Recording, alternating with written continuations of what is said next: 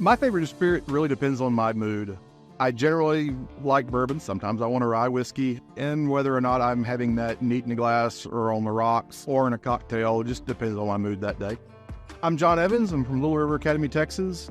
My family's been farming and ranching here since 1867. We grow corn, wheat, oats. We also raise cattle, and most recently, we've opened a farm distillery. About 5 or so years ago, I was trying to figure out a way to make corn worth more money, and I thought, hey, I like bourbon, I like whiskey, I bet I can figure that out. Turns out I can. We decided to call it a farm distillery because ultimately that's what we are. We're a farm and a ranch. We bring our commodities in and make our spirits out of those commodities. The area was settled 1866, 1867. There were 6 Wilson brothers that moved in. One of those would have been my great-great-grandfather. I was in IT for about 18 years. My dad passed away in 2011, and with the 150 plus years of tradition, it was important to me that we kept that going. So I quit working in town and I came back to farming the ranch to try and keep it going for the next generation.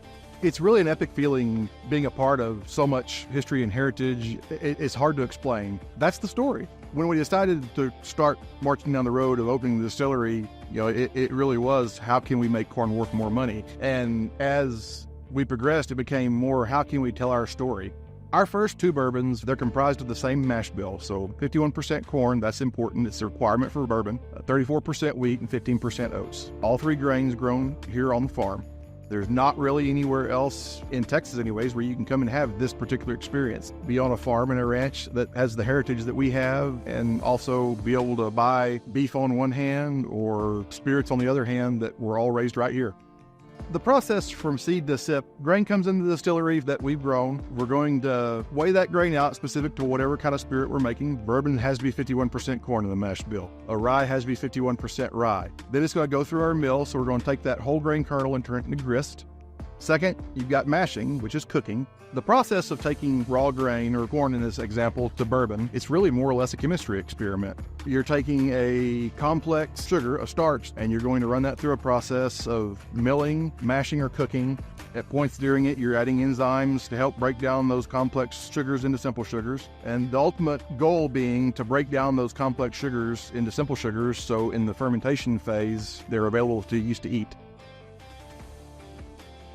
After mashing, you've got fermentation. You introduce yeast into the mashed grain so that those simple sugars can be converted into ethanol. After fermentation, you've got distilling. So you transfer the distiller's beers, what it's called at this point in time, from the fermentation into the still. Distill it, so you've got your ethanol that comes out. In the case of bourbon, you've got to be below 160 proof.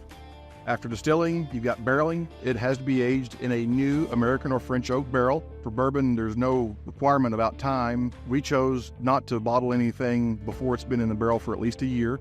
So the purpose behind barreling the spirits is to allow the char and characteristics of the wood itself to influence that spirit. Bourbon, for example, gets some of its taste from the grain that's used in it. It gets a good bit of its taste from the interaction with its time in the barrel. It gets all of its color from the interaction of the barrel. All spirits, when they come off the still, are clear. So at that point, you've got bottling, and at that point, it can be sold.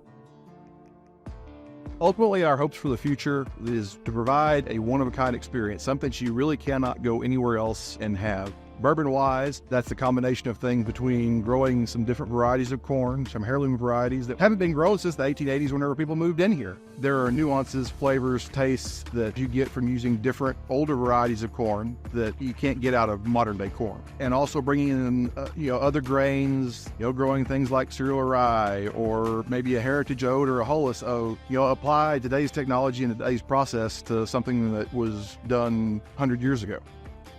The most rewarding part of going down this road has really been the people who come into the distillery and see us. As farmers, very seldom are we actually in contact with our end user. And I'd say for the most part, the average person doesn't really understand, what all goes into making that glass of bourbon or let alone the grain that the bourbon came from. This is a chance where we can really be a voice for agriculture and help educate people about where the food they get come from, how they're grown. But being able to say, look, here's a bottle of bourbon that came from my grain. That's pretty awesome. And being able to fix a cocktail for somebody to enjoy or just want to come out and relax, that's pretty awesome to be able to do.